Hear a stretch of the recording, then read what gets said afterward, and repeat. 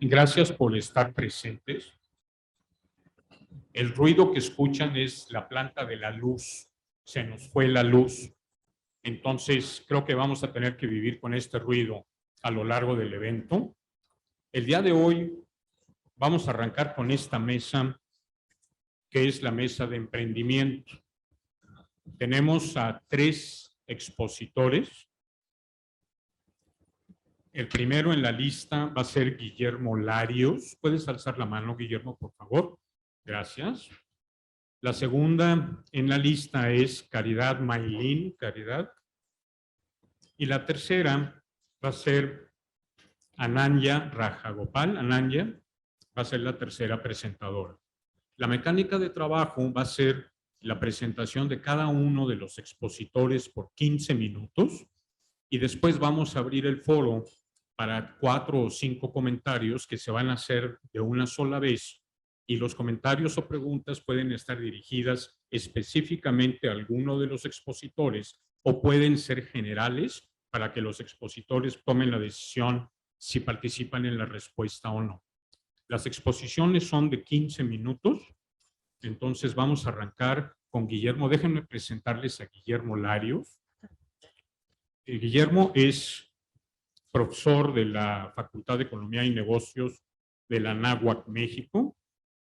Es coordinador de emprendimiento del Campus Norte. Y yo creo que todos coincidimos con el expertise de los panelistas de que el emprendimiento es el motor del crecimiento económico hoy día. Ahora, es doctor en Economía por la Universidad Nacional Autónoma de México y es ingeniero electrónico por la Universidad de las Américas en Puebla. Guillermo es SNI 1. Bien, pues hoy vamos a escuchar una charla sobre educación en emprendimiento. Guillermo, tienes 15 minutos.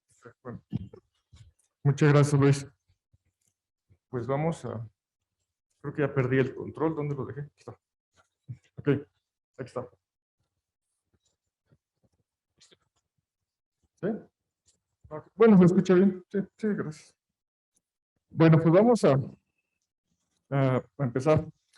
Esto que voy a presentar es, bueno, primero es un libro editado por unos colegas y un servidor, la doctora C. López, Andreas Wolsny del Reino Unido, y voy a empezar hablando un poco de este libro, que es lo que busca detrás de su contenido, para enfocarme específicamente en el capítulo que trabajamos Itzel y yo, ¿no?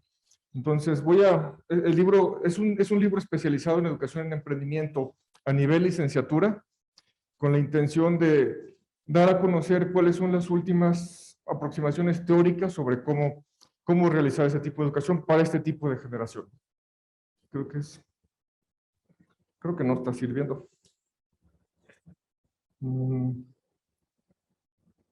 Ya, sí, ¿no? ¿Prende el verde?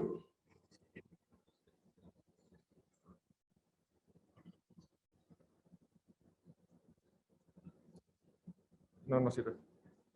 Si no, mejor ahí, sí. Bueno. Pasamos a la... Que bueno, vamos a ver. ¿Qué es lo que está sucediendo en temas de educación en emprendimiento? Primero, es un área que se ha estudiado de manera muy intensa últimamente. Tiene un crecimiento elevado como área de investigación. Y la pregunta siempre es, ¿cuáles son esos métodos adecuados para lograr un aprendizaje y qué tipo de aprendizaje, ¿no? Es parte de lo que se ha trabajado en muchos aspectos de educación en emprendimiento y en muchos niveles. Entonces, el tema es que es tan amplio y se abarca desde tantas perspectivas que parece muchas veces olvidar una parte de aquellos que deben estudiar este tipo de asignaturas o de temas, que son de hecho la mayoría, que son justamente los estudiantes de licenciatura. Pero detectamos que había una necesidad por entender lo que sucede con estos estudiantes, llamados también adultos emergentes. Y es una etapa un poco curiosa porque no son adolescentes, tampoco son adultos, sino que están en una transición y cada uno tiene un avance en esa transición diferente. Entonces, es complejo, no es sencillo, tienen ciertas necesidades psicológicas, están descubriendo su identidad, están apenas entendiendo qué hacer con respecto con su vida, y bueno, y en general es una etapa de desarrollo que tiene características no de pedagogía, no de andragogía, entonces está en medio. Es un problema porque está en medio y usualmente no estaba siendo considerada como un objeto de estudio muy particular, ¿no? Voy a tomar esta frase de uno de los autores de un capítulo del libro, donde dice: ¿qué pasa con estos jóvenes estudiantes? Quieren cambiar el mundo, pero le temen al riesgo y creen saber más o ser capaces de más de lo que realmente son. Entonces, hay un problema de inmadurez y es por ello que requiere ser ciertos enfoques, ¿no? Entonces, hay varias perspectivas que se pueden entender dentro de educación y emprendimiento. Aquí voy a hablar de tres, que es parte del contenido del libro. Una es el tema de la mediación, es decir, ¿qué es eso que los estudiantes están experimentando y cómo algunos de los autores lo están abordando? Primeramente, Wright, que es una especialista en el tema, empieza a estudiar cómo se relaciona el profesor con el estudiante. O sea, cómo el profesor tiene cierto impacto sobre el estudiante, pero de tal forma en la cual se hace una especie de diálogo entre ambas partes, ¿no? Con el fin de lograr cierto espacio de aprendizaje que eventualmente lo va convirtiendo en algo que estos autores, Heck y Krushenska, llaman odigogía. Es un concepto nuevo, una palabra nueva que ellos acuñan, con el fin de entender esta forma de enseñanza que está más ligada a lo que viene siendo la guía del estudiante, guiar al estudiante a través de un proceso de aprendizaje. Pues como decía, no es pedagogía para niños, no es tampoco andragogía para adultos, sino es más que nada un proceso en medio, y estos autores proponen el concepto de odigogía como el paso intermedio que pueden ayudar a esta generación, ¿no? Y para ello, una herramienta muy útil son estos artefactos mediadores. Por eso se habla mucho de un aprendizaje experiencial, pero son estímulos que necesitan los estudiantes como proyectos, experiencias en ciertos lugares, para ir desarrollando esas competencias y para lo cual requieren ese tipo de guía, ¿no? Y bueno, un ejemplo es el juego, que bueno, ahí es construido por una de las principales investigadoras del tema de educación y emprendimiento, que es Heidi Neck, y ella también lo aborda en este temario, ¿no? El otro tema es el tema de la mentalidad.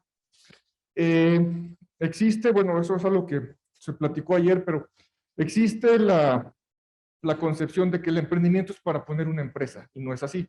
Hay un tema de mentalidad emprendedora que es de hecho mucho más funcional, sobre todo en esta etapa de la vida, para los adultos emergentes, donde les da ciertas competencias, los hace más autónomos, simplemente va construyendo otro tipo de lógica alrededor de quiénes son ellos y qué pueden hacer con sus habilidades, y tanto así que es muy solicitada este tipo de competencias o habilidades en temas de empleabilidad. Pues ya hay un enlace directo entre empleabilidad. Uno de los autores, que es justamente de los coeditores del libro, Womsey, él se pone a estudiar qué pasa con los estudiantes que pasan por cursos de emprendimiento cuando se gradúan. Y la gran mayoría no buscan emprender, se emplean, pero se emplean gracias a esas habilidades para el emprendimiento, ¿sí? Entonces es otro enlace que también se vuelve relevante. Y bueno, ahí tenemos varios elementos que componen este tipo de mentalidad. Por un lado tenemos el manejo de la incertidumbre, la ambigüedad. Tienen que saber manejar este tipo de dificultades, por decirlo así, y es una de las habilidades que trata de enseñar durante el emprendimiento, que es la tolerancia al fracaso, lo que es cómo manejar equipos en situaciones de conflicto, todo ese tipo de habilidades, ¿no? Hay un tema que también se agrega en esta discusión, lo hace Bell, y tiene que ver el aspecto humanista. Lo que él dice, bueno, dentro de esta serie de competencias, el humanismo tiene mucho que aportar, y es el aportar la compasión. O sea, también es donde hablábamos en el sentido de que la educación en emprendimiento tiene una misión, no es nada más poner una organización, sino es una misión que va a cumplir con ciertos fines, y la compasión puede orientar mucho esa misión, es el humanismo, y bueno, y por otro lado, eso nos lleva a estudiantes que pueden desarrollar más autorreflexión, más autonomía con base en estas habilidades, ¿no? Bueno, entonces, creo que ya dejó de funcionar otra vez. Ya lo pasamos. Gracias. Y bueno, ya finalmente está el espacio, es decir, es el lugar en donde se lleva a cabo el aprendizaje. Primero está una crítica por parte de Davis y los demás autores acerca de esta forma de llevar a los estudiantes en espacios seguros, en burbujas, donde realmente no están exponiéndose a la realidad y más que nada están evitando cierto tipo de desarrollos de competencias. Por ahí Wire también apunta la importancia del proceso de aprendizaje, que es más dependiente de lo que es la serendipia, que quiere decir estos procesos en los cuales accidentalmente se encuentran cosas inesperadas, la experimentación. Y bueno, y finalmente nos lleva a un capítulo más, donde ahí trabajamos, Itzel y yo, el tema de un modelo de espacio, lo que llamamos espacio dual, donde hay dos tipos, digamos, de espacios que pueden manejarse en el aprendizaje, ¿no? Y ahí es donde me voy a enfocar un poco. Entonces, aquí un poco parte de la crítica, ya se cayó. Parte de la crítica en donde tradicionalmente se pensaba que a través de la teoría del comportamiento planificado, se pensaba que el estudiante iba a ser más emprendedor sintiéndose confiado en que lo puede ser, que es la autoeficacia, ¿no? Sin embargo, esa autoeficacia llevaría a una intención emprendedora que eventualmente llevaría a ciertas conductas y actitudes. Pero hay estudios que han mostrado que realmente el sentirse capaz o el tener esa intención emprendedora no deriva realmente en una acción. Simplemente es un sentir del momento, mientras que los que llevan la acción no son esos jóvenes, son los adultos. Entonces no podemos hablar de que los estudios tradicionales de intención emprendedora realmente nos están llevando a explicaciones reales, ¿no? Entonces, con esta crítica es donde hablamos un poco más del espacio y tiene mucho que ver la inexperiencia de los jóvenes. Ahí está.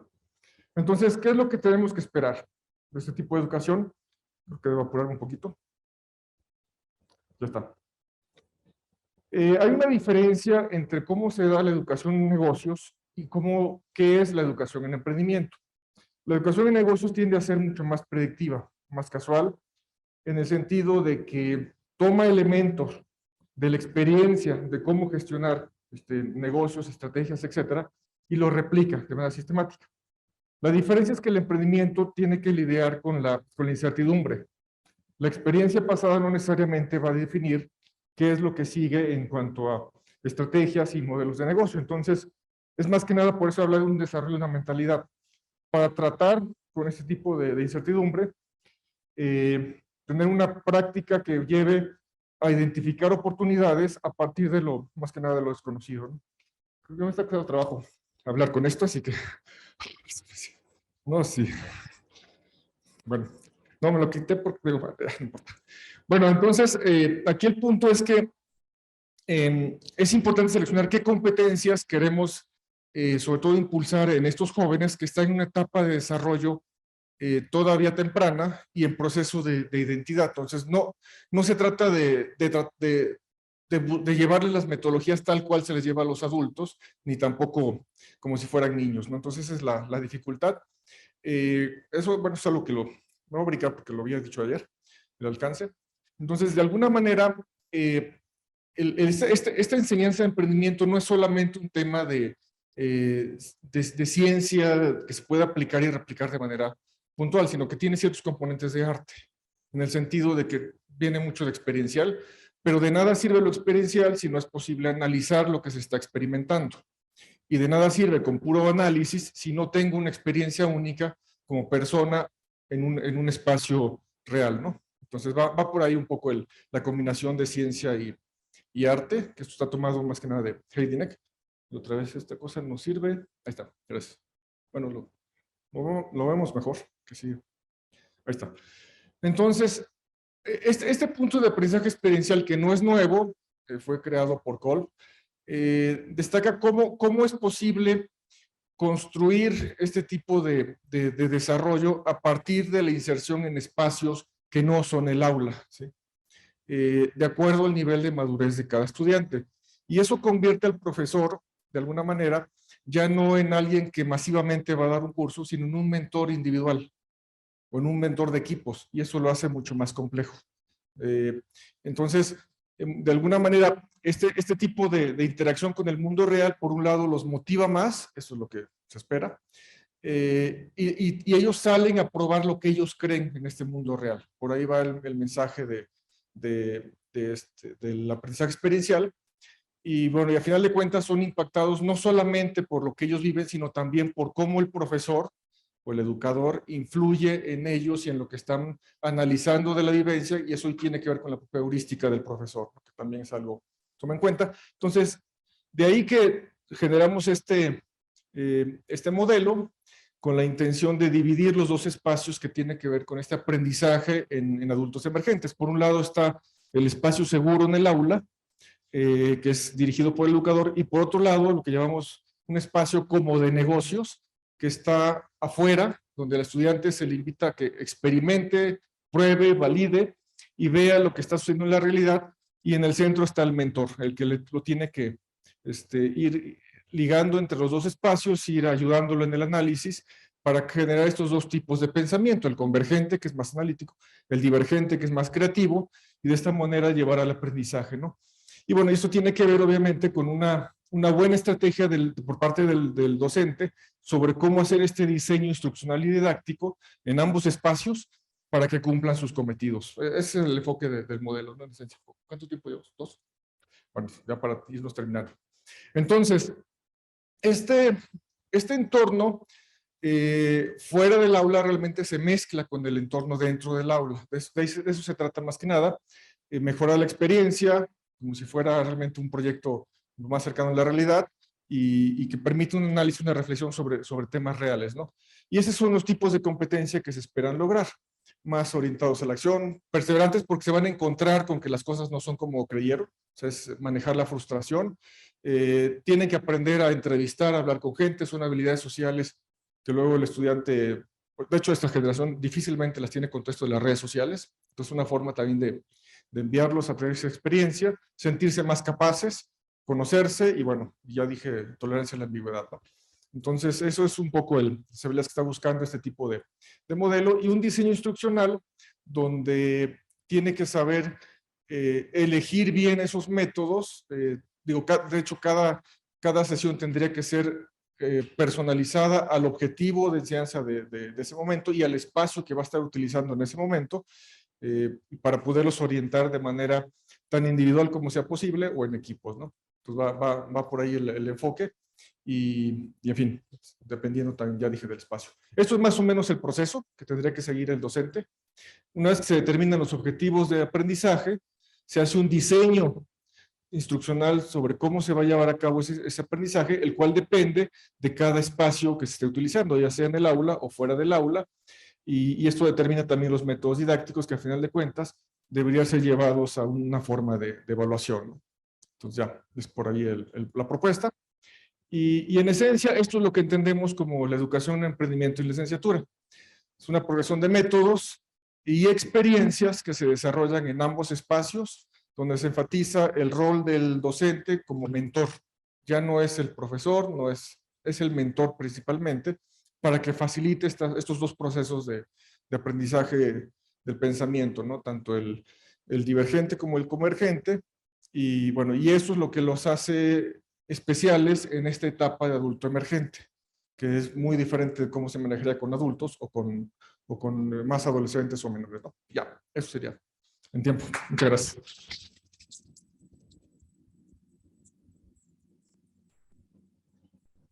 Muchas gracias, Guillermo.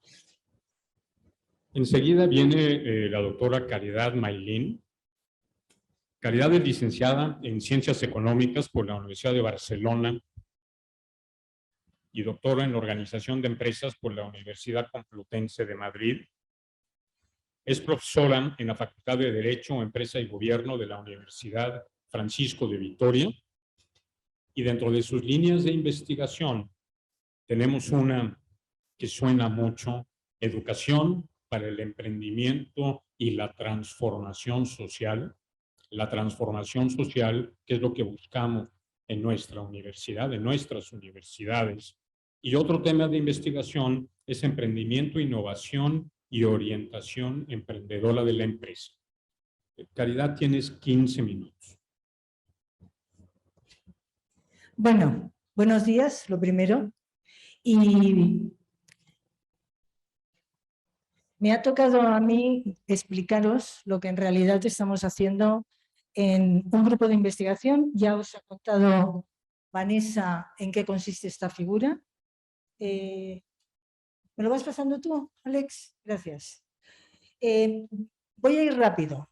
Un grupo de investigación, en el fondo, es un grupo de adultos, en general adultos o emergentes, que tienen en común una preocupación por algo.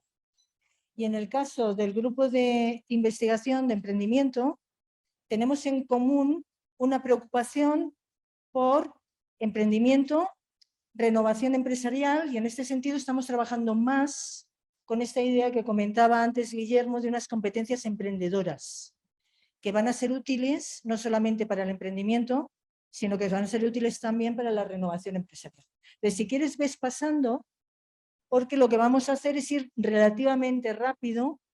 La presentación, entiendo que habrá luego un repositorio de presentaciones, y si no, nos la pedís, y nos vamos a centrar fundamentalmente en lo que serían las líneas actuales de investigación. Entonces, ves pasando si quieres. Pasa, pasa, pasa. ¿Otra más? Quédate aquí un momento. El hecho de que el emprendimiento, entendido como una manera de facilitar autoempleo, es decir, la dirección de mi propia vida, sea una salida bastante natural a la situación de pobreza en la que se encuentran gran parte del mundo, es algo que nos debe llevar a reflexionar y, sobre todo, me pongo en la piel del investigador europeo. Los europeos somos muy poco emprendedores, perdonadme, porque no nos hace puñetera falta, porque tenemos un Estado, porque tenemos unas empresas que nos dan trabajo. Pero tenemos que quitarnos un poco esta idea del emprendedor como el capitán de empresa. Tenemos que buscar más la idea del emprendedor como la persona que autogestiona su vida, y en ese sentido el emprendimiento nos debe ayudar a entender cómo ayudar no solamente a estas bolsas de pobreza, sino ayudar a comunidades que por su ruralidad o por su género tienen más dificultades para acceder al emprendimiento, o ayudar incluso a que se desarrollen iniciativas emprendedoras en campos que históricamente son muy poco emprendedores, como puede ser el campo de la salud o como puede ser el campo de la educación. Y a partir de ahí, nosotros nos hacemos una pregunta. Y la pregunta es, muy en línea con lo que nos estaba contando Guillermo, ¿qué impacto tenemos desde la universidad en educar a estos futuros emprendedores? Entonces, vamos a explicaros un poco las preguntas que nos hicimos y cómo las fuimos contestando. Si pasas, por favor. Lo primero que hay que decir es que en este grupo de investigación estamos investigadores y estamos profesores y estamos expertos en emprendimiento. Y todo esto se hace en coordinación con el Centro de Emprendimiento de la universidad. Por tanto, a los investigadores nos preguntan, oye, ¿dónde estoy? Y dime cómo llego a una meta, porque la meta en principio la tengo. La meta es esta transformación de la sociedad a través de crear formas de trabajo que sean más colaborativas, más innovadoras, más socialmente transformadoras, etcétera, etcétera. Pero dime dónde estoy. Entonces, ¿dónde estamos? Pues estamos, en principio, con unos datos que son disponibles prácticamente a nivel universal. Son los datos del Global University Entrepreneurship Spirit Student Survey. ¡Wow! Esto es una investigación que lleva corriendo desde el año 2003. En la Universidad Francisco de Vitoria nos apuntamos recién en el 2018. Por tanto, lo que vais a ver ahora son datos de 2 ediciones. ¿Y qué destacan de esos datos? Destacan que, en general, los universitarios son bastante emprendedores. A nivel internacional, de todos los países que participan en GES, un 18% dicen que quieren crear su propia empresa Luego hablaremos de qué significa ser emprendedor para GES, que es muy limitado. Pero todo esto, que sería prácticamente de 1 de cada 3 están pensando en montar su propio negocio, al cabo de 5 años, todo esto lo vamos a ver con la lente de qué ocurre en nuestra universidad. Nos va a servir de benchmark, ¿vale? Posición de investigador, te digo dónde estás. ¿Qué vemos? Vemos que somos, dentro de lo que cabe, ¿sabes qué? Pasa lo siguiente, que yo creo que está más clara. Aquí lo tenéis, el comparativo. Dentro de lo que sería este comparativo, nos podemos poner una medalla. Hoy en la Universidad Francisco de Vitoria tenemos estudiantes que quieren ser más emprendedores que la media del Estado y más emprendedores que la media de la Unión Europea, qué buenos somos. Pero eso no quiere decir que vayan a ser todos ellos emprendedores activos. Lo que antes nos contaba Guillermo, ellos dicen que quieren crear una empresa, pero no tenemos ninguna seguridad de que lo vayan a hacer. Han declarado una intención.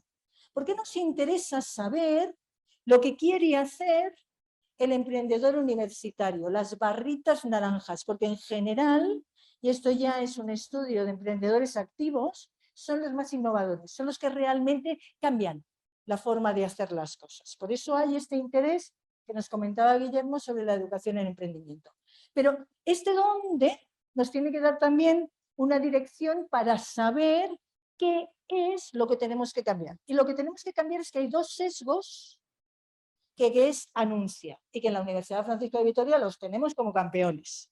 Primer sesgo, el campo del estudio. Hay gente que es naturalmente emprendedora, los de negocios somos emprendedores, los de ciencias de la salud no. Nos podemos quedar ahí. Las mujeres somos menos emprendedoras que los hombres. Me entra la risa. En fin, cualquiera de vosotras que lleváis una casa, ¿sabéis? Sabéis que el emprendimiento está en los genes. Pero lo que vemos es que hay un factor de retroalimentación. El género forma parte de tu elección de carrera. Hay carreras naturalmente femeninas, educación, ciencias de la salud, pero incluso dentro de ciencias de la salud, los hombres son 4 veces más propicios a crear una empresa que las mujeres. Entonces, hay algo ahí que retroalimenta. Y hasta aquí el dónde. Ahora vamos a hablar un poquito del cómo. ¿Cómo? Pues, Guillermo, lo que tú has dicho.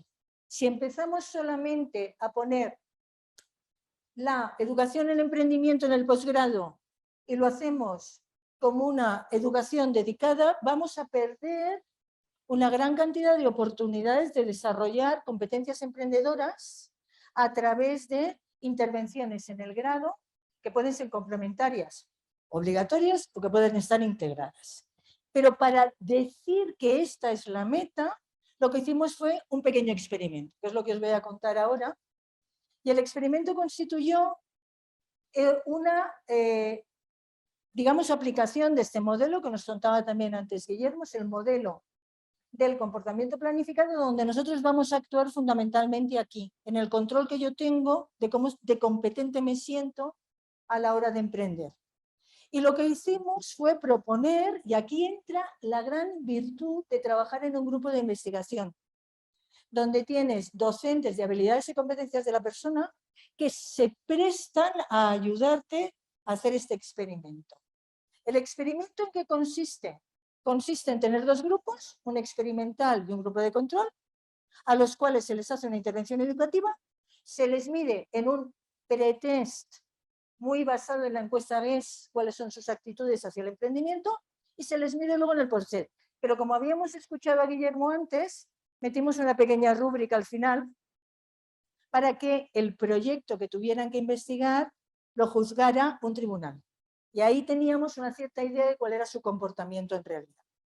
Entonces, ¿qué es lo que sucedió? Pues sucedió que, pasa si haces el favor, de todos estos grupos, un diseño muy complejo, 22 grupos, 13 docentes, por eso os digo que es muy importante trabajar con otra gente, porque si no tú solo no puedes, es imposible. Aquí fue Paula Crespi la que se llevó todo esto. Si pasas a los resultados, veréis que ahí va. Pues resulta que el experimento, entre comillas, no ha servido para nada. tenéis la misma intención de crear una empresa antes que después. ¡Ah! Pero es que les preguntábamos también sobre si pensaban innovar en una empresa o si tenían una idea de dedicarse al emprendimiento de carácter social. Y aquí sí crece. Y aquí sí crece. En cambio, en el grupo de control que no tuvieron esta exposición a cosas distintas a crear una empresa, lo único que creció, porque escucharon, tengo que quedar bien con la maestra, tengo que decir que sí quiero ser emprendedor, ahí sí creció la intención de crear una empresa. Entonces, fijaros que son cosas, es un experimento, es verdad que la muestra es amplia, pero es una única realidad.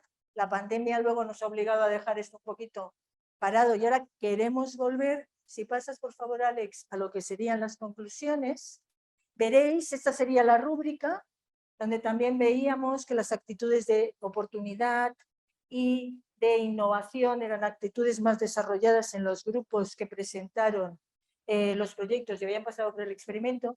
Lo que tenemos que hacer a partir de ahora es trabajar realmente en que estas buenas prácticas se puedan hacer desde el punto de vista de diseños más longitudinales y donde podamos incluso trabajar con metodologías híbridas, es decir, seguir al estudiante, trabajar con una metodología más cualitativa, más de seguimiento de la persona, como para saber cómo esa integración de esa educación emprendedora realmente les está haciendo movilizar su propio interés.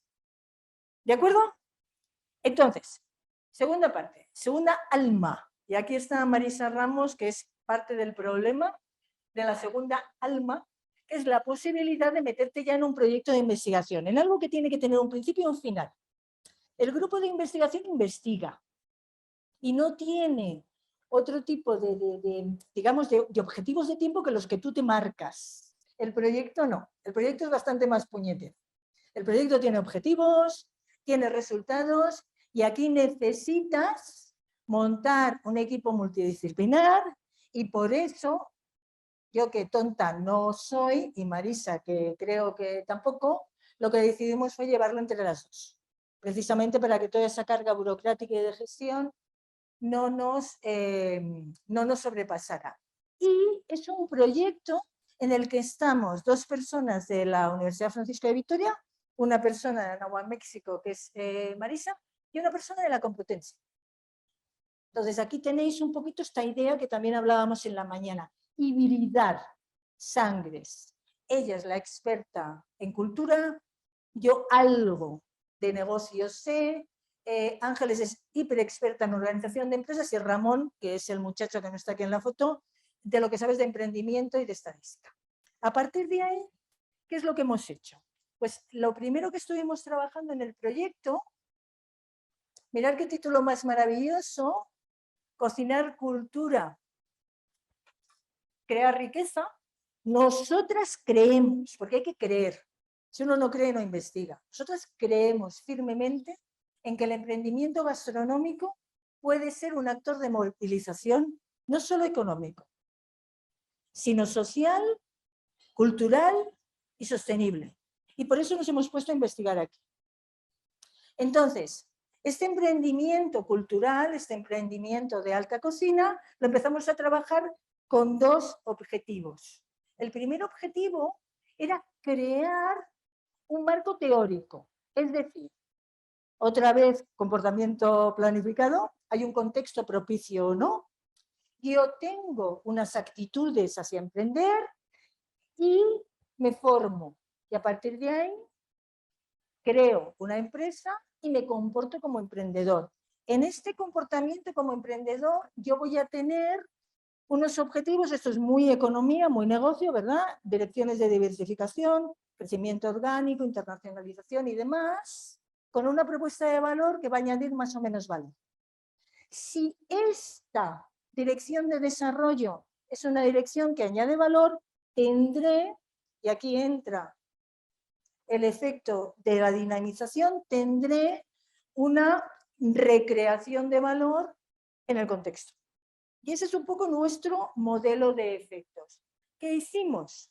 Propusimos unas proposiciones centradas en este personaje, este sujeto, que es el chef, escasísimas las chefs de alta cocina, en las cuales proponíamos que por un lado va a estar tomando decisiones sobre su identidad culinaria, si es una identidad cultural o si es la identidad, digamos, global de la alta cocina, si va a respetar la tradición o se va a dedicar a la creatividad, si va a dedicarse a ser un artista o a ser un empresario, y si va a tener un negocio local o global. Y estas tres proposiciones las testamos dentro de un diseño muy cualitativo en el que trabajamos con 4 chefs que nos abrieron su casa.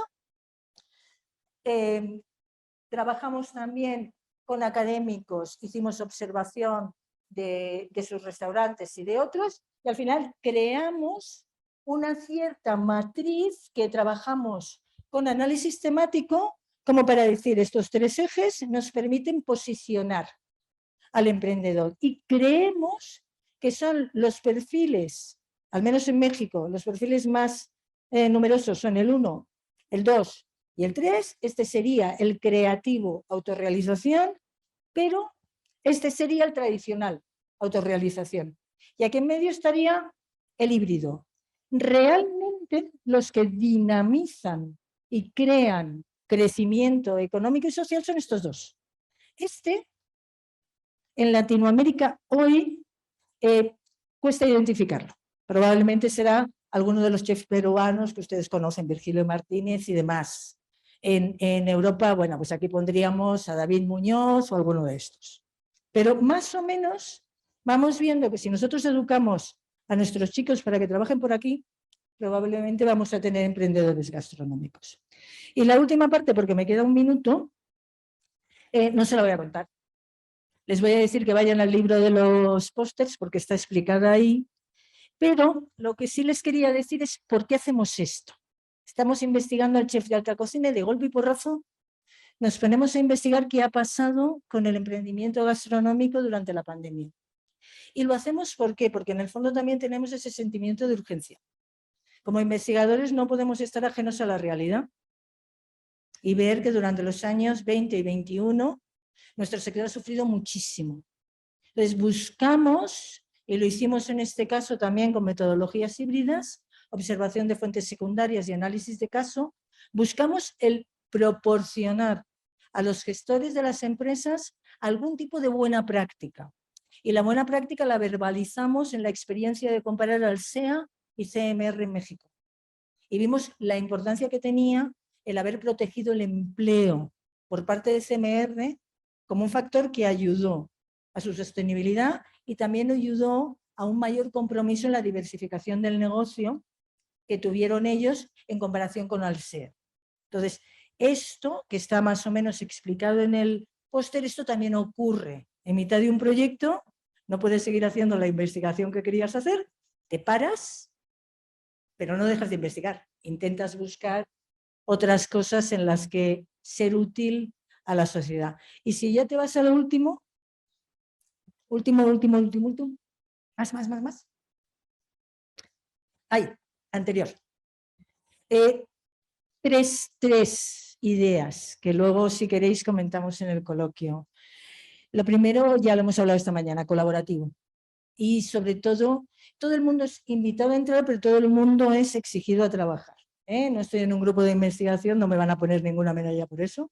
Estoy en un grupo de investigación para trabajar. Luego, una cosa que yo he aprendido, y eso lo digo en primera persona, es que el protagonista no eres tú. El protagonista no es el investigador, es el sujeto de la investigación el que es el protagonista. Entonces nos tenemos que dejar todos los sesgos que llevamos en el bolsillo, nos los tenemos que dejar en casa. Y luego una cosa muy importante. Esto es cansado, perdonadme, venir del otro lado del Atlántico, preparar la presentación, en lugar de irnos a cenar, estarla repasando, es cansado. Pero hay que hacerlo. Hay que difundir resultados. Lo ideal es que pudiéramos publicar, pero no siempre publicar es fácil. Por tanto, abriros a explicar lo que hacéis, porque es la manera de aprender. Gracias.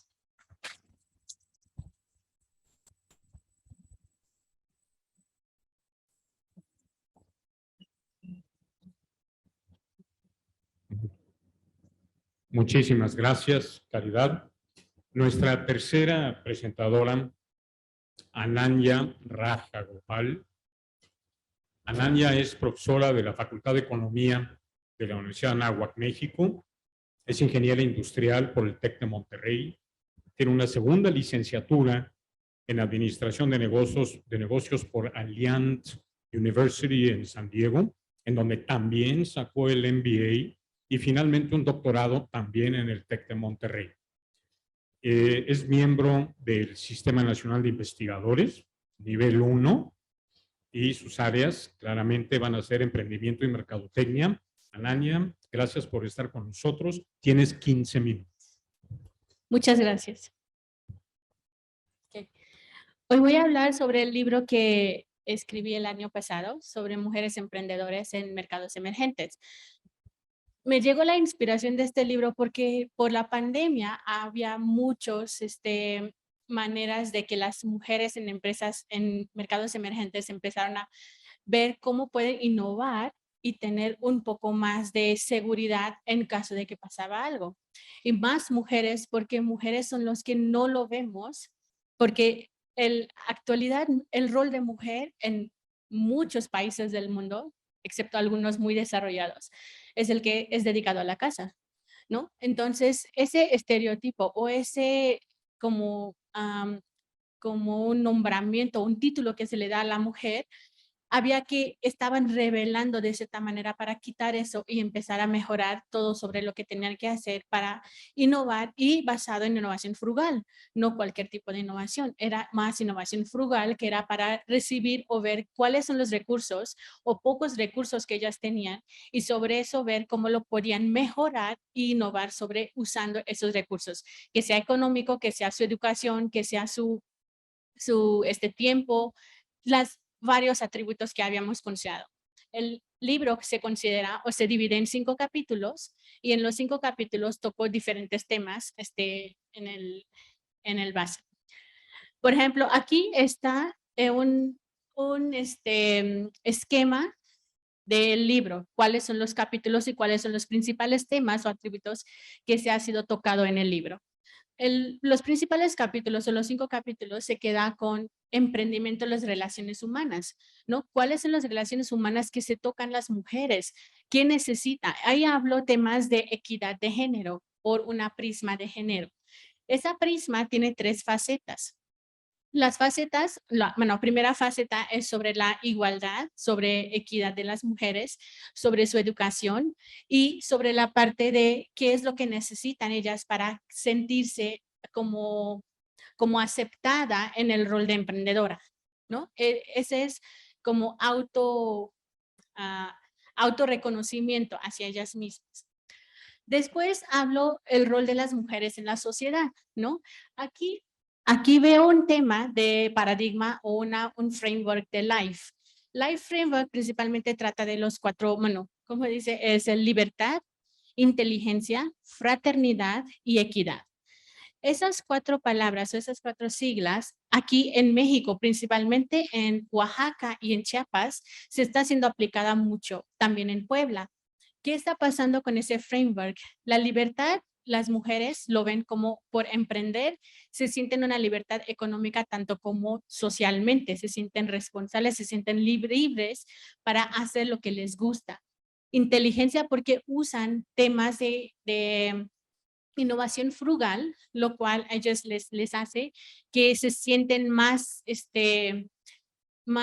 ¿cómo se dice? Como autónomas en lo que están desarrollando o en lo que están emprendiendo.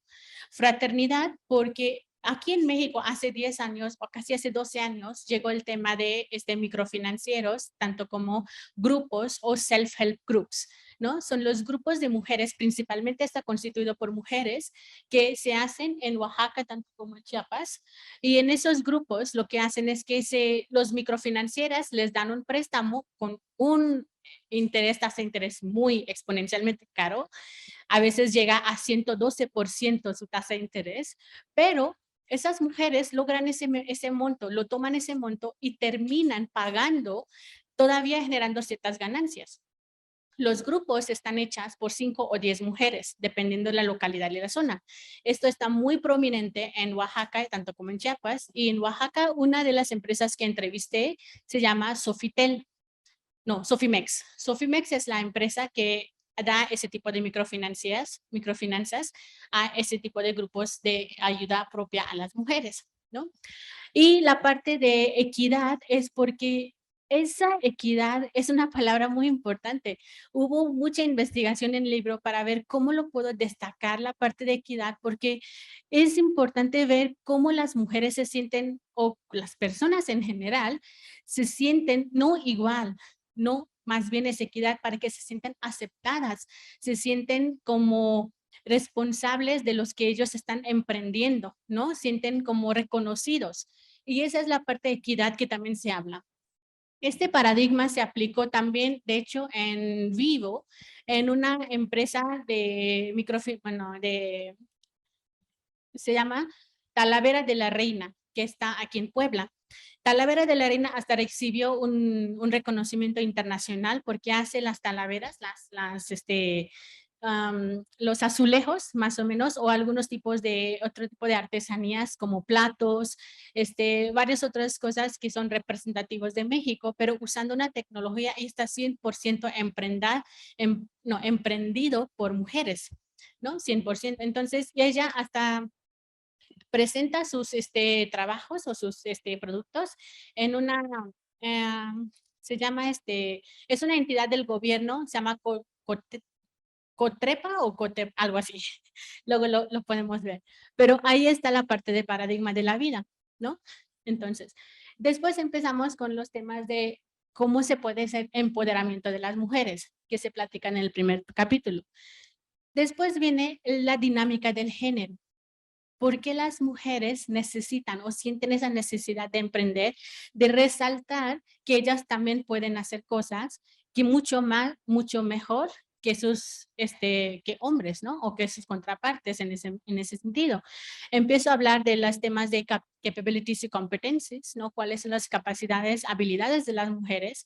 Obviamente, por género, todos sabemos que son diferentes capacidades. Apenas mencionó a Caridad, que por ser mujer, por ese rol, por género, nos asignan un rol, ¿no? Lo que decían, pues no simplemente, sí, es biológicamente somos diferentes, no podemos hacer cargas pesadas o trabajos pesados, pero podemos hacer varias otras habilidades que nos pueden apoyar en ese sentido.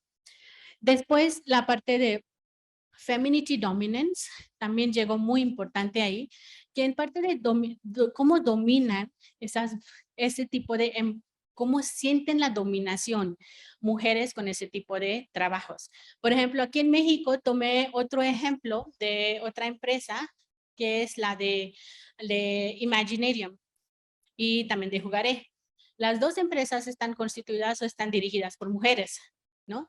Y estas empresas, ¿cómo toman la dominancia de ese tema para mejorar los juguetes, tanto como las dos empresas están dedicadas a generar o desarrollar juguetes educacionales, ¿no? Entonces, ¿cómo lo pueden hacer? De hecho, Imaginarium, igual y los que tienen hijos pueden ver, son varios así dinosaurios grandes, cosas así que tienen mucho tipo de movilidades o tipos como ayudan a los niños con sus habilidades motrices, ¿no? Entonces, esa parte.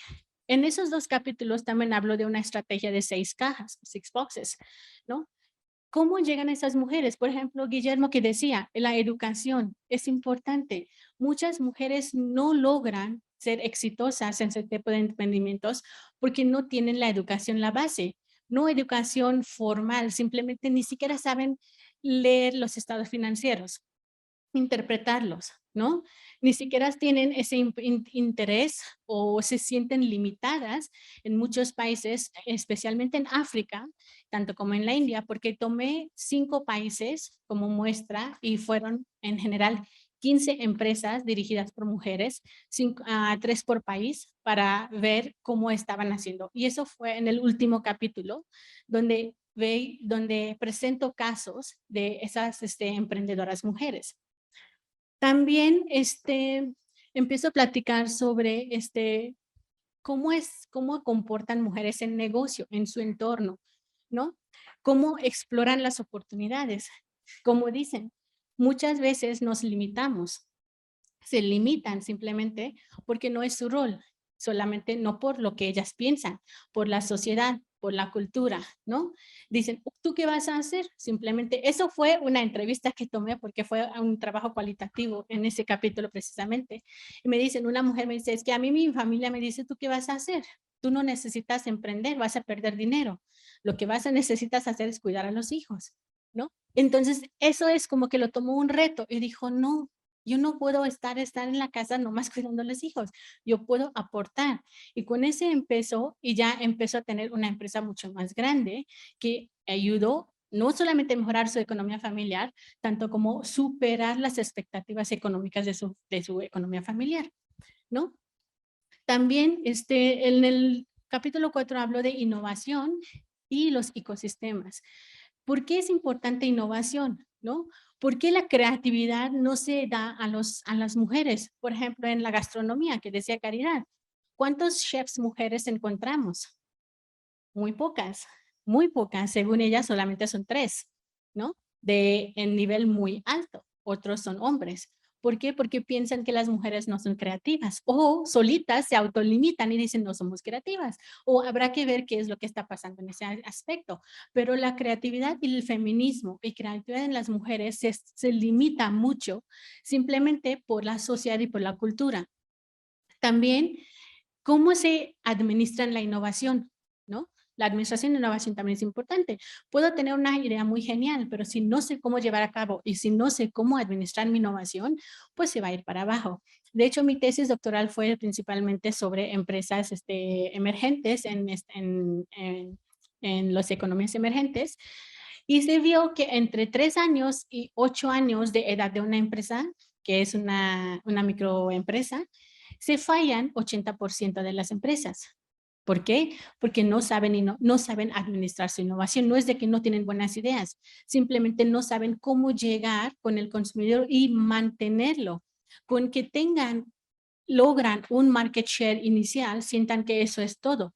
Y no es cierto, tienen que seguir aplicando estrategias de mercadotecnia, estrategias de crecimiento, estrategias de administración, para que no se vaya a hacer, que no vayan a ser exitosos en su camino de emprendimiento. También en el último capítulo, como les mencioné, hablo de las experiencias de mujeres emprendedoras en 5 países. India, bueno, África, lo tomé como continente porque era muy difícil. Yo quería Sudáfrica precisamente para tener un panorama con los BRIC countries, que son Brasil, India, Rusia, China y South Africa, pero pues no fue tanto de Sudáfrica, tomé como un África en general. Y allá hubo un caso muy interesante. También hablé con se llama Mama Benz, de Togo, ¿no? Ella fue muy famosa porque empezó a emprender sobre temas que no son relacionados con agricultura. Ella empezó a desarrollar cosas que no son agricultura, tampoco son étnicos. Ella empezó a innovar tecnología y fue tan exitosa que ella compró un Mercedes-Benz. Por eso se dice Mamá Benz de Togo, ¿no? Entonces, ese caso fue muy interesante porque cuando la entrevisté me dijo, yo empecé porque aquí cultivan o hacen algunas innovaciones en agricultura o cosas étnicas, pero ella se fue totalmente diferente. Y eso la hizo, sí tuvo unos años de batalla, pero la verdad logró un éxito bastante bueno en 15 años. Tardó 15 años. Okay. Entonces, también fue en Brasil. Brasil fue una belleza, se llama Belleza Interior, la empresa, y también para ver cómo se puede dar cosas orgánicas y naturales de cosméticos para las mujeres, y eso se está hecho por un grupo de mujeres. Aquí, como por ejemplo en Oaxaca, también es algo muy parecido, donde en Mazunte. Mazunte es bueno, yo creo que ustedes conocen más que yo esa parte, pero en Mazunte sí hay una empresa que dedica a hacer jabones, cremas y todo que son orgánicos. De hecho, esa empresa vende sus productos orgánicos o productos naturales que son materia prima a empresas como Natural Scent y Body Shop. Entonces, son las materias primas aquí en México, que se toma de Mazunte. Entonces, también, eso no está hecho dirigido por mujeres, pero es un tema muy parecido también. Entonces, el libro integra todas esas partes de mujeres emprendedoras, la cultura emprendedora en países emergentes, tanto como la discusión categórico en diferentes aspectos, en diferentes capítulos. ¿Okay? Bueno, eso es un modelo de emprendimiento que había yo presentado en el libro sobre diseño, drivers del diseño, tanto como la convergencia de este tipo de integración y un canvas de negocio que integra estrategias de mercadotecnia, innovación, motivación social, tanto como las oportunidades de negocio en los países emergentes. Siguiente.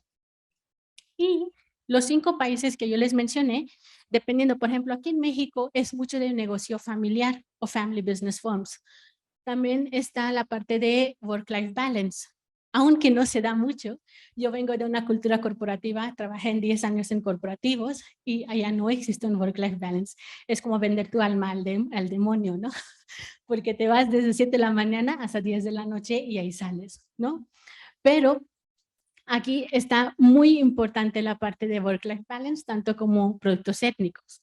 Si lo vemos en China, aquí es una empresa o las empresas son muy matrilineares, que las jefas o las dueñas de las empresas emergentes son las dicen como mamá, porque ellas son las que dirigen toda la dinámica dentro de la empresa y le dan esa denominación, aunque no sean mamá de los que están ahí, pero le dicen ese tipo de denominación o título.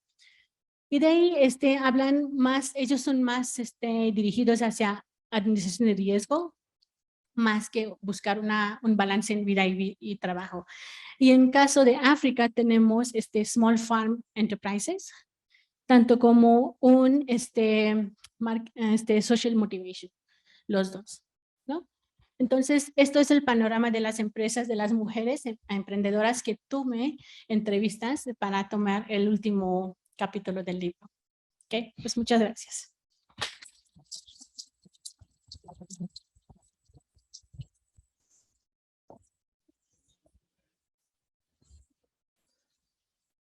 Muchas gracias, Ananya. Nuestros 3 invitados son Ananya, Caridad y Guillermo. Vamos a recoger 4 preguntas o comentarios para primero hacerlos y después los investigadores, nuestros invitados, determinarán la forma en la que cada quien va a contestar. El primero sería José Carlos, el segundo Javier, el tercero por ahí no sé tu nombre. Ok, ese es el tercero. Marisa, ¿tú quieres decir algo? Y 4. Perdón, María. Entonces sería José Carlos primero, Javier, Abel, y luego Marisa. Si tenemos tiempo, comentamos más. Tienen que ser muy puntuales, por favor. José Carlos, Universidad de Anáhuac, México Sur. Simplemente quisiera un poco hacer un comentario.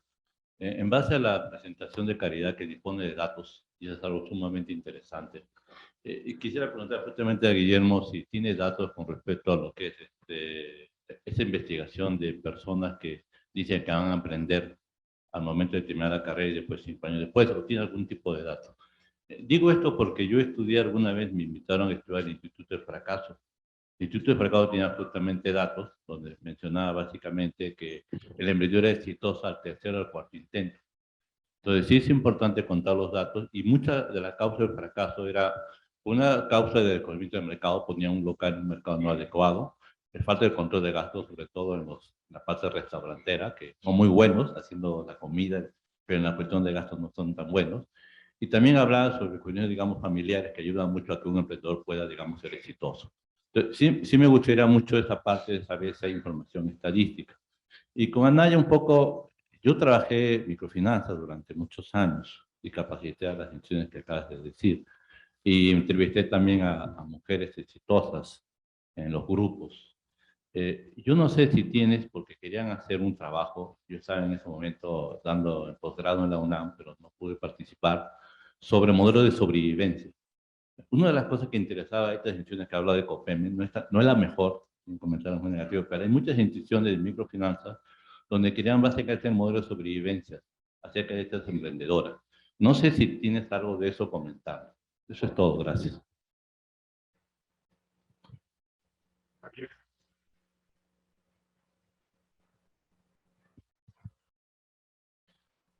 Muchas gracias por las presentaciones, han sido muy interesantes. Yo tengo dos preguntas basadas en parte en la experiencia. Creo que puede ser para Guillermo, pero en realidad para todos. La primera es, ¿cuál es vuestra opinión sobre la conveniencia de que los profesores de emprendimiento sean emprendedores, hayan sido emprendedores y sigan siéndolo a la par que dan clase? Mi propia experiencia es que los alumnos se fijan mucho y otorgan mucha credibilidad a la experiencia emprendedora o no. Y la segunda pregunta tiene que ver con la madurez vinculada a la edad de los alumnos. La pregunta es, ¿cómo se adapta un curso o una formación en emprendimiento a distintas edades? Porque también, sobre la base de mi experiencia, he visto cómo efectivamente, alumnos de posgrado ya tienen una madurez que les permite hacer un curso con las ideas claras sobre qué quieren emprender, tanto si es intraemprendimiento o es emprendimiento. Sin embargo, los alumnos de grado, sobre todo los alumnos en los primeros años de grado, todavía no tienen la madurez suficiente y, sin embargo, pueden beneficiarse de actividades que de alguna manera replican la realidad del emprendimiento, pero sin que supongan o que tengan como parte de su formación, por ejemplo, la creación de una empresa. No obstante, he visto excepciones a esas reglas. Y alumnos muy jóvenes, no ya de grado, sino de bachillerato, que con la formación adecuada se han lanzado a lanzar empresas como parte de su formación y con el objeto de aprender. Así que esas son las dos preguntas que tengo. Muchas gracias. Gracias, Javier. Abel. Muchas gracias. Yo quisiera nada más complementar justamente la pregunta que acaba de salir. Nosotros allá en Puebla, yo estoy encargado de la Escuela de Comunicación. Comunicación, veo que justamente, doctora Caridad, está dentro también de estos, digamos así, disciplinas importantes que están en el emprendimiento. Tan solo hoy hablar de periodismo de emprendimiento en América Latina, estamos hablando de más de 1000 medios, según Sembra Media, que están trabajando el emprendimiento en el periodismo, que es bien interesante. Por otro lado, nosotros en la Escuela de Comunicación tenemos la licenciatura en Dirección de Empresas del Entretenimiento, que aquí se pone todavía mejor y sea complementar justamente la pregunta. Porque si bien Guillermo comentaba el tema de que la madurez del alumno, y retomo esto, en ese sentido, ¿cómo construimos el perfil hoy de un docente? Cuando hablamos justamente de estar impartiendo emprendimiento, pero estamos hablando de, hace un momento lo decías, ¿no? Madurez, hablamos de género, hablamos de cultura, hablamos de un entorno, y entonces aquí entramos en el tema de que la vivencia experiencial que se requiere del emprendimiento, más esta carga específica de un docente, pues se vuelve mucho más retador.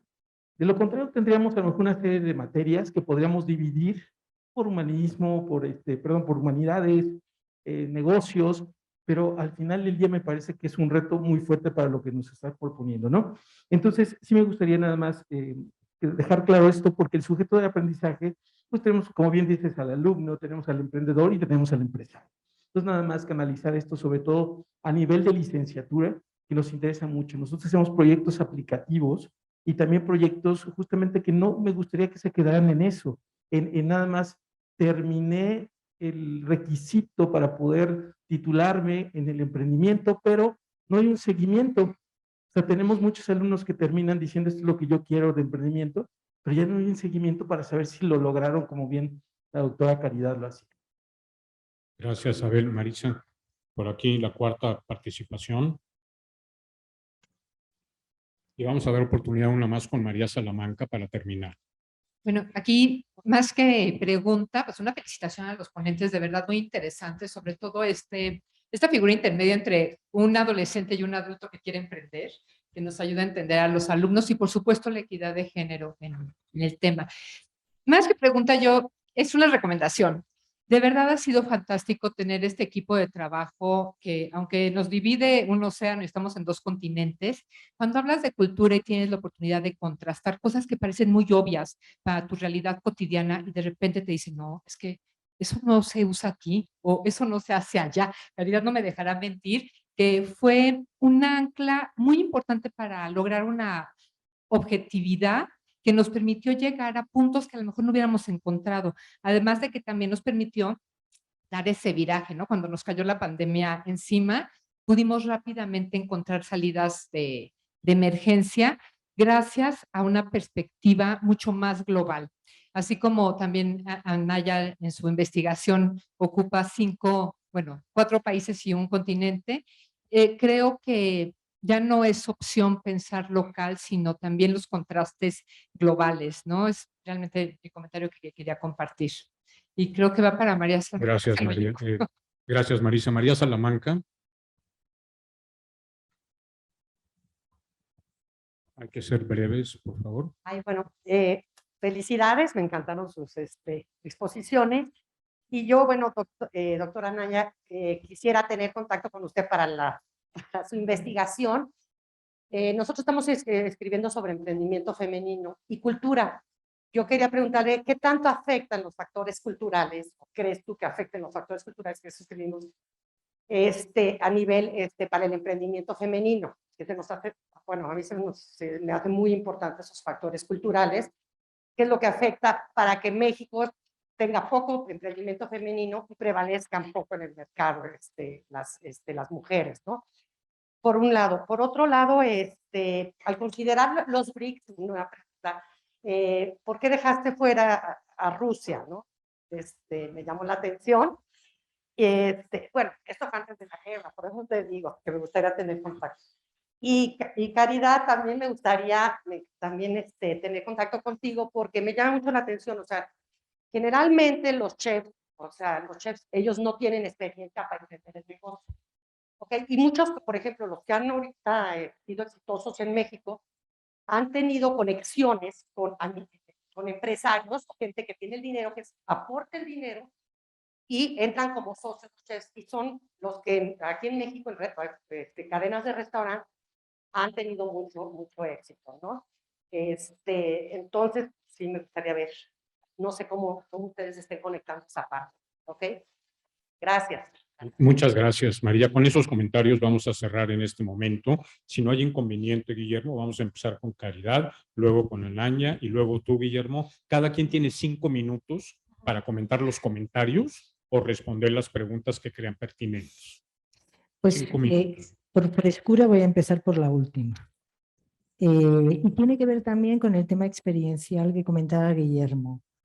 A ver, una de las cosas que parece que está grabado en el alma de cualquier chef de alta cocina es que no acaban nunca de aprender. Entonces, la mayoría de ellos llegan a la idea de montar una empresa para dar rienda suelta a su propia creatividad después de haber pasado bastante tiempo trabajando para otros. O sea, hay un poco esa idea, ¿no? La alta cocina, todo el mundo turístico es un mundo de alianzas. Desde Ritz y Escoffier hay una mente creadora y una mente gestora. Entonces es muy habitual, ¿no?, que haya sociedades que pueden ser sociedades mercantiles, yo pongo el dinero y tú pones la creatividad, o sociedades de amigos, sociedades familiares. Es decir, el emprendedor gastronómico, no creas que se diferencia demasiado del emprendedor en general. Comentabas, por ejemplo, el tema de las diferencias culturales, clarísimamente. O sea, nosotros damos clase de mercadotecnia y casi lo primero que ponemos a los chicos antes de empezar es una cosa que se llama las diferencias culturales de Hofstede, porque la cultura importa. Culture matters. Y culture matters para nosotros, por ejemplo, pues es esa perspectiva, ¿no? Hemos aprendido a tener una visión, yo no sabía lo que era una perspectiva EMIC, antes de empezar a trabajar en industrias creativas y culturales. Pero es que ahora no entiendo cómo no trabajamos todos con esa perspectiva, ¿no? Y a partir de ahí, a ver, José Carlos, decías lo del tema del fracaso, sí. Y ahí también tienes los estereotipos culturales. Las culturas latinas no somos nada propicias al fracaso. En cambio, la cultura china lo entiendo como algo, pues, parte. fracasas, te levantas y vuelves, ¿no? Y luego hablábamos, por ejemplo, también del hecho de cómo acompañar a los jóvenes. Yo creo que hay que acompañarles desde el principio, decía Javier, ¿no? Desde el bachillerato, hay que acompañarles. Y hay que dejarles, de verdad, despertar, descubrir, decidir. Coño, si es que lo que tenemos escrito. Entonces, vayamos un poco por esa línea y es verdad que es un esfuerzo tremendo para nuestras universidades porque significa que todos tengamos esta voluntad de escucha activa, que los profesores, si no son emprendedores, que se hagan emprendedores o al menos innovadores y que de alguna manera pues ayuden, ¿no? No podemos permitir que una chica entre en enfermería y diga yo voy a ser enfermera y voy a trabajar para otro porque no sé que hay otras cosas que puedo hacer, ¿no? O sea, haríamos un mal trabajo si no lo hiciéramos así. Si ha quedado algo, luego en el café lo comentamos. Muchas gracias. Bueno, yo empiezo con José Carlos también. En cuanto a modelos de sobrevivencia, sí he trabajado en 2 artículos sobre microfinancieras anteriormente. Y en eso sí vi o toqué el tema de modelos de sobrevivencia con el tema de comunicación y apoyo mutuo dentro del mismo grupo de mujeres que ellas, bueno, que absen. Muchas veces sí pasa, no es de que no, en las entrevistas hemos visto que sí pasa, que las mujeres o una mujer que agarró un préstamo de 20,000 pesos y para 3 semanas y no puede lograr pagar. Entonces, ellas aplican como un tipo de tanda entre ellas mismas y apoyan a esa mujer que no puede pagar y eventualmente ella va pagando con las ganancias que saca después de cierto tiempo, pero no se queda fuera del grupo. Es una cultura muy interesante si lo vemos de manera cualitativa, cómo se apoyan entre ellas para salir adelante, no solamente ellas mismas como individuos, como el grupo entero de 5 o 10 mujeres, ¿no?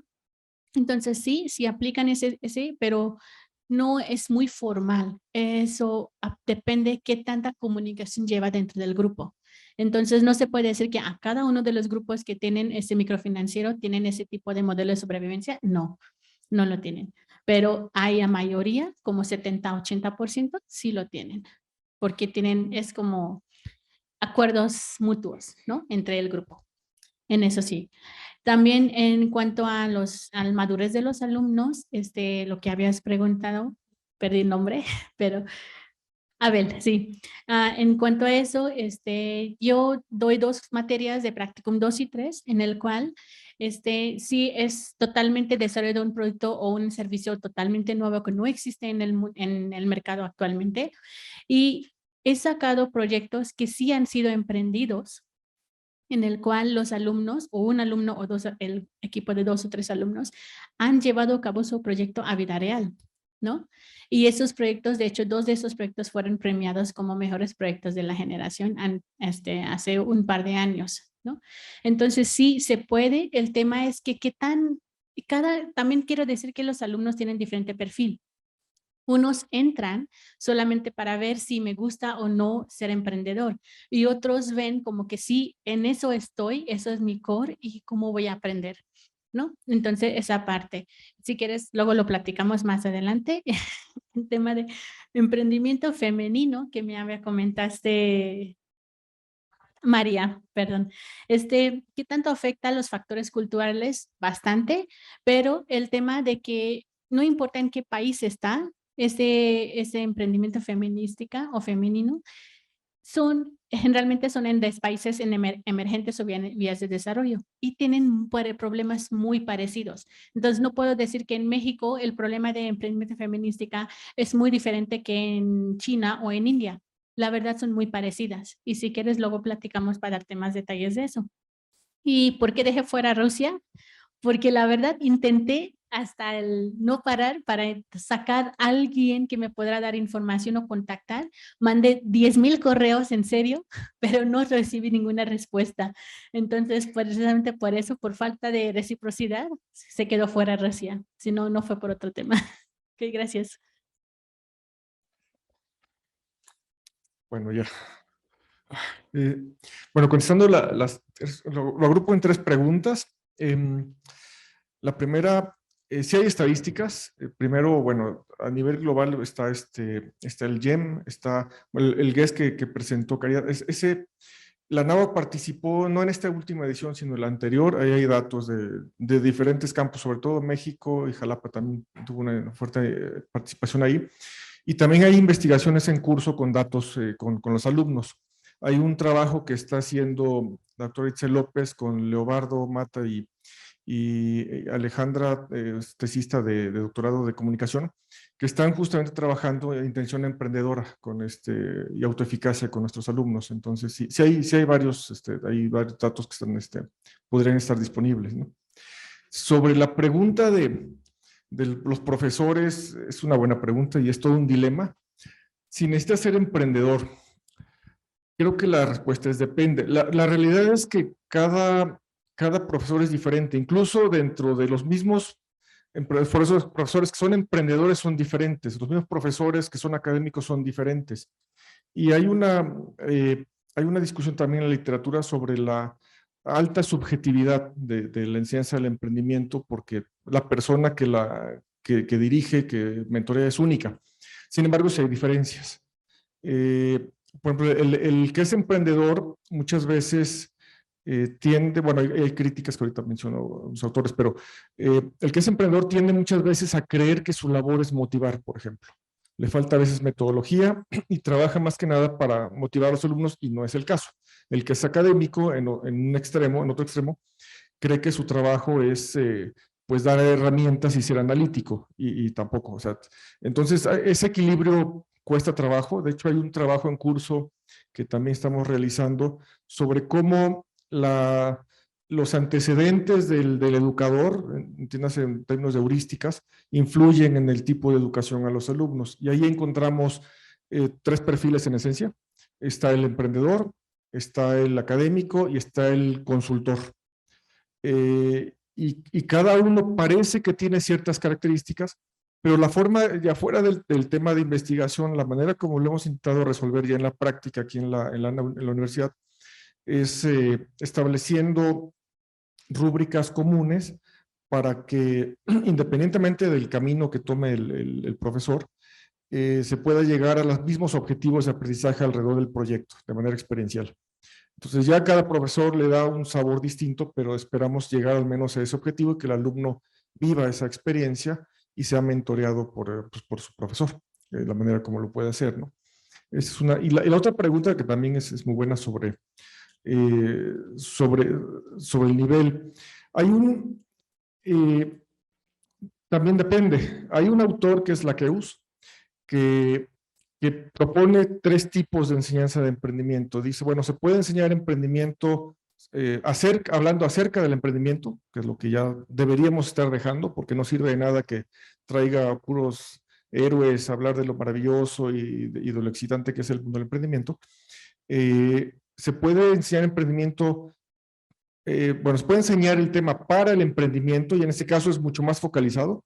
Ahora te estoy dando herramientas para que vayas a emprender mañana, porque probablemente ya quieres emprender y te hacen falta conocimientos de finanzas, mercadotecnia, entendimiento de modelos de negocio, todo eso. Y la tercera estrategia, que es más compleja, que es un poco de lo que hablamos aquí, es a través del emprendimiento, que tiene que ver más con la formación de la mentalidad. Entonces depende mucho de la etapa del curso, más que nada. Si hablamos de cursos donde nuestro objetivo es formar mentalidad, creo que la forma de educación es a través del emprendimiento. Si hablamos de etapas finales donde ya el alumno ya tiene un proyecto o ya quiere hacer algo o es un proceso de incubación o aceleración, ya tiene que ser para el emprendimiento y es otro tipo de herramientas. Y ahí es un poquito jugar también con las estrategias. Por ejemplo, yo empujaría a que el educador en las últimas etapas fuera un emprendedor, porque estamos hablando para el emprendimiento y la experiencia personal es muy importante. Mientras que en etapas más de formación de mentalidad, la metodología tiene a lo mejor más peso y ahí el conocimiento de las metodologías también debe tomarse en cuenta, ¿no? Bueno, no sé si con esto contesto a las preguntas. Muchas gracias. A ver, muchas gracias. Para concluir, gracias a los panelistas. Cualquiera que se quiera poner en contacto con los panelistas, nuestro ingeniero Alexander tiene los correos en caso de que quieran seguir platicando. Para terminar, Caridad, tienes 30 segundos para darnos el mensaje más importante que le quieres transmitir a este auditor. 30 segundos. Eso se avisa, Sí, porque yo no improviso. O sea, yo tengo que reconocer que no sé emprender. Y entonces, a partir de ahí, observad, escuchad, intentar entender y buscar la réplica, es decir, intentar comprender al otro y intentar que el otro os comprenda a vosotros.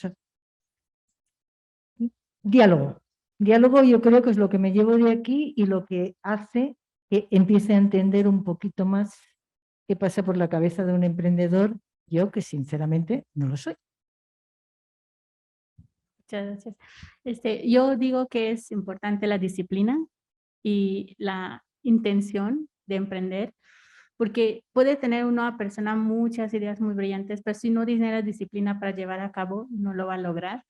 Y la disciplina tiene que ver más como temas culturales, tanto como qué es lo que quiere en la vida, ¿no? Entonces, sobre eso empieza. Y en serio, donde sea hay problemas.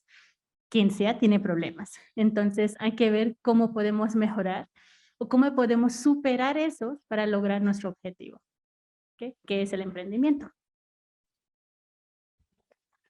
Pues yo nada más enfatizaría el tema de la edad de los alumnos.